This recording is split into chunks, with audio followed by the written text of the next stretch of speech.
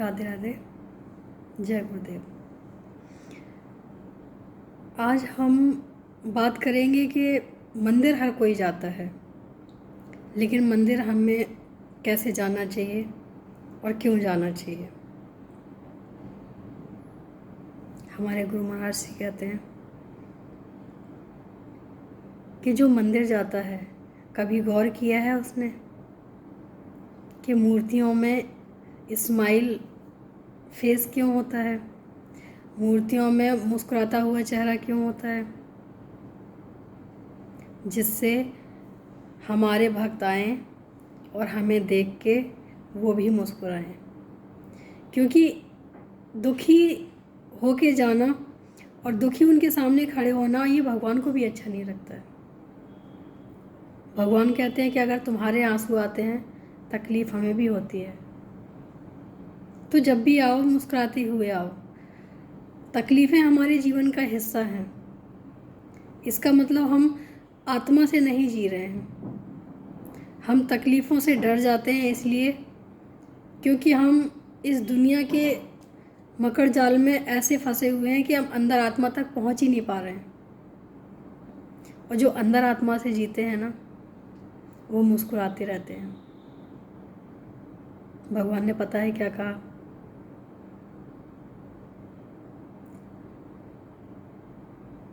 भगवान ने कहा कि जो हमारे पास आके हमें दुख सुनाते हैं, वो मेरे दास हैं।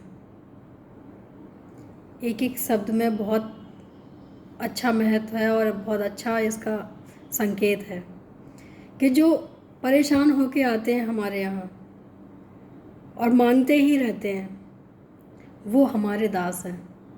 लेकिन जो हर परिस्थिति में मुस्कुराते हैं, हम उनके दास हैं। भगवान ने कहा है, ऐसा हमारे गुरुदेव कहते हैं कि जो हर परिस्थिति में मुस्कुराए उसके भगवान दास होते हैं।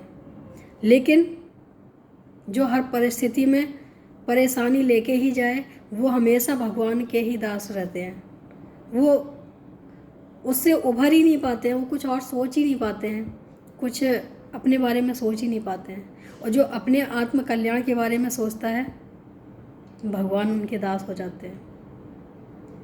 क्योंकि वो पहचान लेते हैं कि शायद अब इसको सही रास्ता मिल गया है और अब इसने मुझे जो हमारा असल स्वरूप है, असली स्वरूप है, उसमें देख लिया है। क्योंकि जब तक हमें भगवान के असली स्वरूप का ज्ञान नहीं होगा, तब तक हमें दुनिया दुखी करती रहेगी और हम दुनिया के दुखों से दुखी रहेंगे। लेकिन अगर हमें सच्चा ज्ञान हो जाता है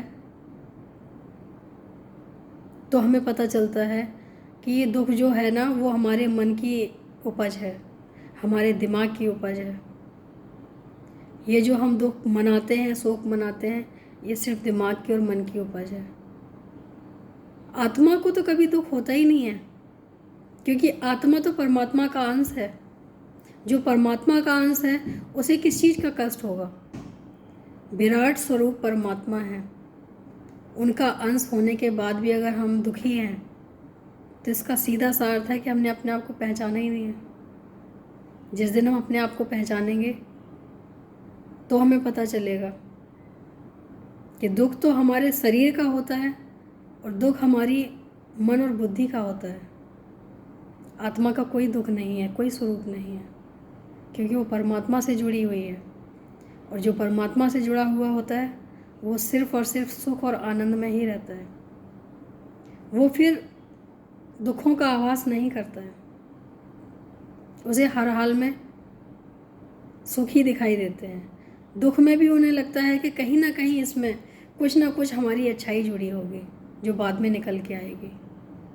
ये सोच के साधक उस चीज़ को अपना लेते हैं। दुख को भी इतने प्रेम से अपनाते हैं क्योंकि उन्हें पता है कि दुख के बाद कहीं ना कहीं छुपा होगा हमारे लिए कुछ। लेकिन अभी हमें भगवान दिखाना नहीं चाह रहे हैं, तो कोई बात नहीं, हम इंतज़ार करेंगे, लेकिन दुखी नहीं होंगे। जैसे हम हर खुशियों में मुस्कुराते हैं, ऐसे ही हम इसमें भी मुस्कुराएंगे। हमारे गुरु महाराज जी कहते हैं कि हम मंदिर में दीपक क्यों जलाते हैं? कभी विचार किया? नहीं किया होगा। दीपक सब जलाते हैं, लेकिन दीपक क्यों जलाते हैं ये हमने आज तक कभी सोचने की या समझने की कोशिश भी नहीं की। हम जो दीपक जलाते हैं वो हमारा अपना स्वरूप होता है।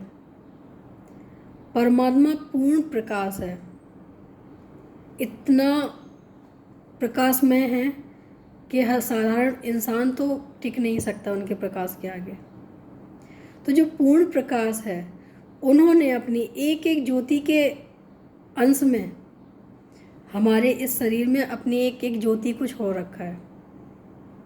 तो जब हम मंदिर में दीपक जलाते हैं तो भगवान से कहते हैं कि मैं आपका ही अंश हूँ और ये मैं आपको समर्पित करती हूँ।